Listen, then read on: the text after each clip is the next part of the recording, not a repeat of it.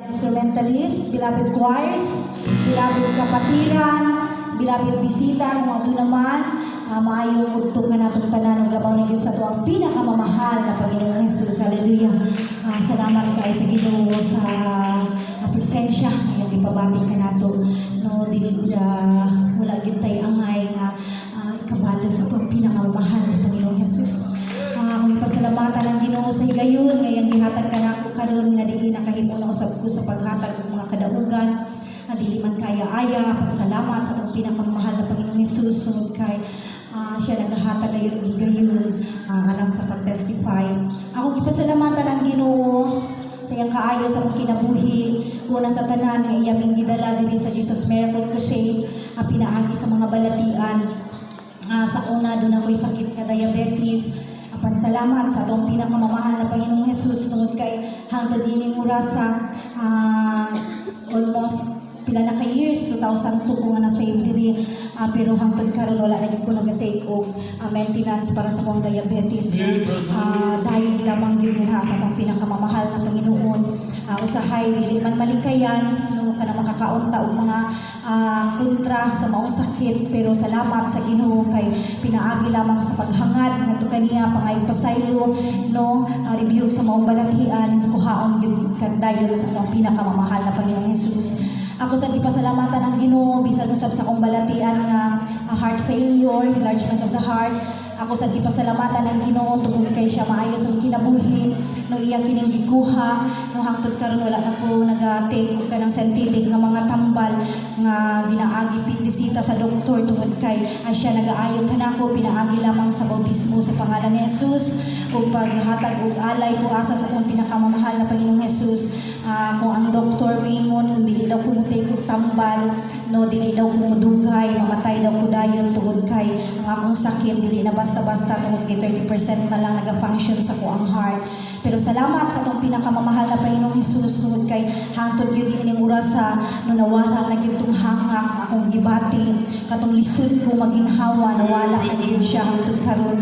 Ug salamat sa atong pinakamamahal na Panginoong Jesus nga pinaagi sa pagluhod ug pag-ampo sa atong pinakamamahal na galang-galang na mahal na pastor no ang tanan nato nga mga ginahangyo sa Ginoo ginatubag gyud niya. Hallelujah.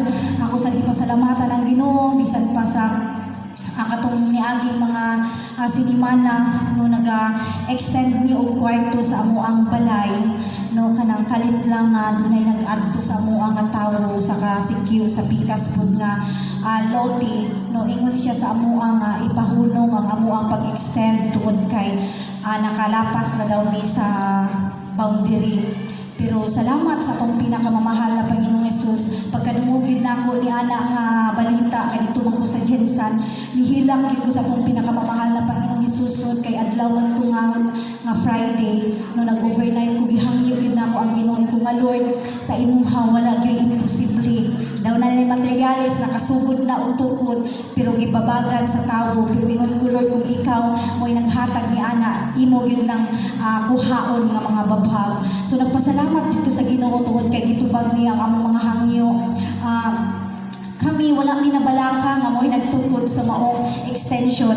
Ang among silingan, among mga silingan mo'y nabalaka sa amoa. No mo'y naga-fight para sa amoa. So muna nagpasalamat gid ko sa Ginoo kay nagagamit gid siya og mga tawo. No one time na alay tawo nag-adto na pud sa balay nag-ingon nga ipadayon na ang pag-construct sa amoang extension.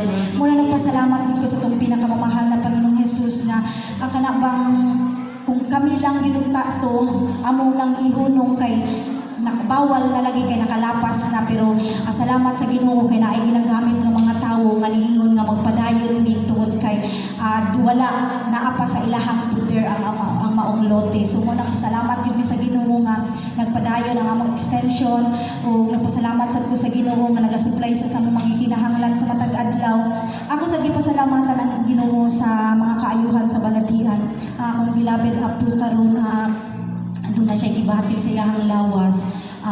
Mura siya kanang naa sa St. Thomas na ba nga mag-LBM siya.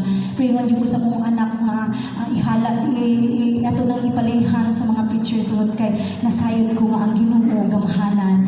Moayo gani og mga balatian nga sobra pa ni ana nga mga balatian unsa pa kahana minor lang na para sa ato ang pinakamamahal na Panginoong Hesus.